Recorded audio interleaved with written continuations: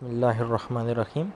Class 9 Physics, Chapter number 1, Lecture number 1st. Chapter name mung sare de Physical Quantity and Measurement.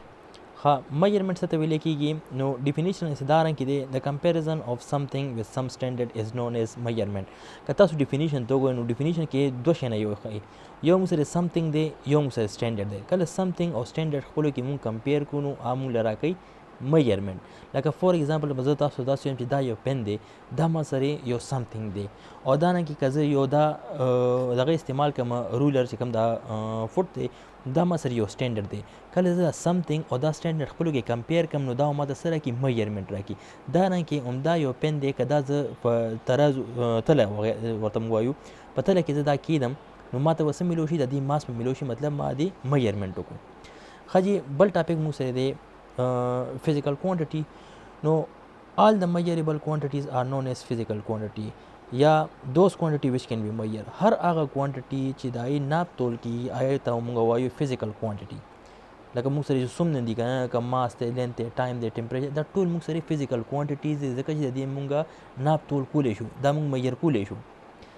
ټایپس of physical quantity. نو physical quantity موږ سره دوه ټایپس دي، یو ته موږ وایو base physical quantity، بل ته موږ وایو derived physical quantity. نو base physical quantity دا څه شی دی؟ These are those physical quantity in term of which other quantities can be defined. دا موږ سره هغه quantities دي چې د دې په مدد سره موږ نورې quantities جوړو. صحیح ده؟ دا به اوس خیر لږ شان دی لاندې موږ راشو، بیا به دا ښه ایکسپلین کوم.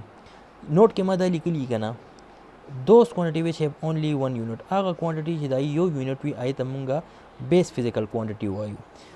دا موږ سره ډیفینیشن نه دی، دا صرف پوهېدو دپاره دی چې تاسو صرف دا پته وي په اسان الفاظو کې چې څوک درنه تپوس وکړي چې بیس فزیکل کوانټیټي څه ته ویلی کېږي، نو اسان الفاظو کې موږ دا ویلی شو چې بیس فزیکل کوانټیټي هغه کوانټیټي چې دا یو یونټ وي. ټوټل موږ سره چې کوم دی 7 بیس فزیکل کوانټیټیز دي. نو هغه موږ سره دی ماس دی، لینث دی، ټایم دی، ټمپریچر دی، اماؤنٹ آف سبسټانس دی، الیکټریک کرنٹ دی. دا 7 موږ سره بیس فزیکل کوانټیټیز دي، دی موږ سره یونټس دي. که تاسو وګورئ دا ټول کوانټیټیز د دې ټولو یو یو یونټ دی. صحیح ده؟ نو دې ته موږ وایو بیس فزیکل کوانټیټي. هلکه یو خبره به چې کوم دی تاسو ته یاد ساتئ چې په MCQs کې اکثر موږ سره راځي چې بیس فزیکل کوانټیټي ډیفاین کوي، یا سوري داسې موږ سره MCQs راځي چې تاسو ته به یو درې څلور کوانټیټیز درکړي، تاسو به چې دې کومه یو ډیرایو نه ده. صحیح ده که نه؟ نو تاسو به وتو چې دا ماس موږ سره ډیرایو نه ده. تاسو ښه طریقه دا چې دا 7 کوانټیټیز او دا 7 یونټ دا به ښه یاد کړئ. دې 7 کوانټیټیز نه علاوه په فزیکس کې تاسو ته کومه کوانټیټیز راځي هغه به ډیرایو وي، هغه به د دې کوانټیټیز نه جوړه شوي. صحیح ده که نه؟ ښه جي، اوس به موږ دې سره ریلیټډ یو ټاپک راځي، اکثر په پیپر کې یا MCQs کې تپوس وکړي چې بیس یونټ څه ته ویلی کېږي. نو که تاسو وګورئ دا موږ ټول بیس فزیکل کوانټیټیز دي، دی یونټس دي. د یونټ آف بیس فزیکل کوانټیټي هغې ته ویلی کېږي بیس یونټ. ان دا یونټس دي که نه، د دې کوانټیټیز ته موږ ویلی کېږي بیس یونټ. تاسو ته ما دلته کې دا ایکسپلین هم کوو چې د یونټ آف بیس فزیکل کوانټیټي، د بیس فزیکل کوانټیټیز چې کوم یونټ دی هغې ته موږ وایو بیس یونټ. derived physical quantity. No, these are those quantity which can be derived from base physical quantity.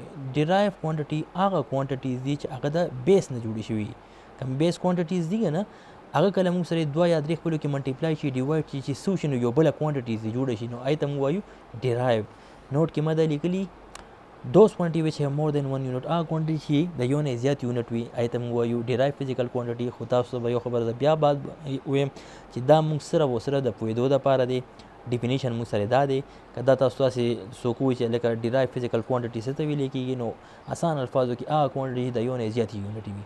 لکه فور ایگزامپل تاسو وګورئ سپیډ ته وګورئ، میټر پر سیکنډ 2 یونټ دي، د یو نه یونټ زیات دی. ټارک دی نیوټن میټر دی، ایکسلریشن دی میټر پر سیکنډ سکویر دی، د دې ټولو چې کوم دی یو نه زیاتې یونټ دي.